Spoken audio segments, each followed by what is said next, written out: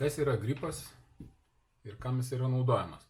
Kai mes laikome fotoaparatą su lengvu objektyvu ir trumpai, tai iš tikrųjų galima laikyti jį bet kaip, bet laikant ilgesnį laiką, pavyzdžiui, čia yra dabar uždėtas lengvas objektyvas, bet jeigu mes uždėsime kažką sunkesnio, pavyzdžiui, šitą objektyvą, čia yra maždaug kilogramas su viršum svorio, ir jeigu laikome ilgai, mes jį va taip suspaudžiame, mums reikia pakankamai tiksliai spaudinėti šitą mygtuką ir gaunasi, kad šitas pirštas, jis taip yra pakankamai nepatogus ir čia vėlgi priklauso nuo žmogaus rankos dydžio. Reiškia, vieniem tai yra pakankamai komfortiška taip laikyti fotoaparatą, o kitiem pagal anatomiją gaunasi pakankamai problematiška. O dabar aš, pavyzdžiui, vieną ranką laikau fotoaparatą ir man iš tikrųjų čia biškį spaudžia. Tai va, tam yra gaminami tokie baterijų moduliai, reiškia, jos galima uždėti ant fotoaparato. Prisisuka, reiškia, su specialiu šituo, kaip sakyt, varžtu. Fotoaparatas aptiko. Ir kas dabar pasidarė? Na, fotoaparatas, aišku, dabar pasidarė toksai didesnis. Reiškia, bet jeigu pažiūrėti, dabar jau mano pirštas kabinasi ne už oro, o kabinasi už pačio to gripo. Tai reiškia, fotografuoti ilgą laiką ir aplamai laikyti fotoaparatą vieną ranką yra kur kas patogiau.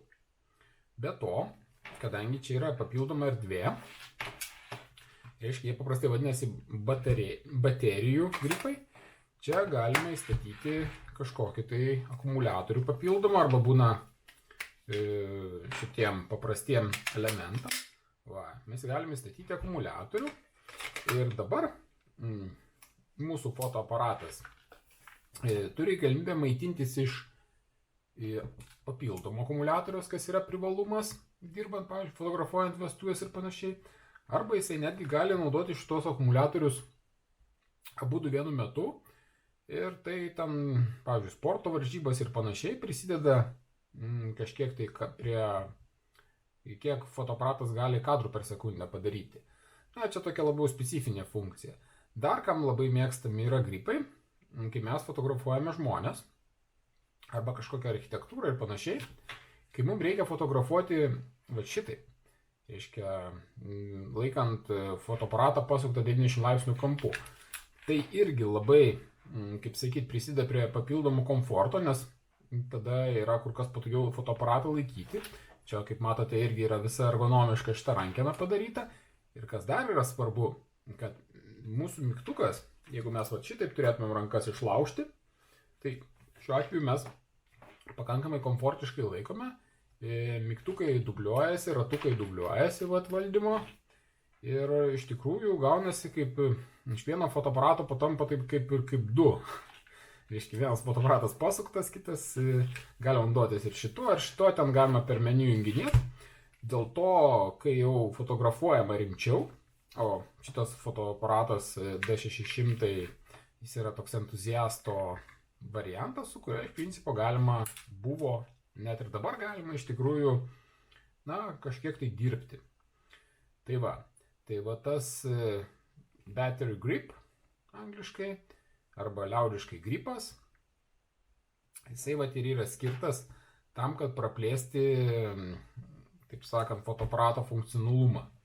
Būtent laikymo prasme, tvirtumo, sugriebimo. Būtent tas grip tai reiškia.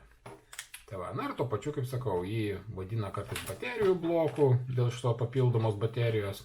Na, čia yra originalas, bet šiais laikais kinai prigamina visokių, kaip sakyti, ir kokybiškų, ir nelabai. Yra netgi variantas, tarkim, šitas aparatas jau turi gatavai jungti ir panašiai gripui. Jeigu paimtumėm kokį nors paprastesnį fotoaparatą, pavyzdžiui, čia šiuo atveju D80, kaip matote, čia jokių jungčių nėra. Reiškia, va šitie visi mygtukai, kur čia yra, reiškia, jie tada nelabai galėtų dirbti.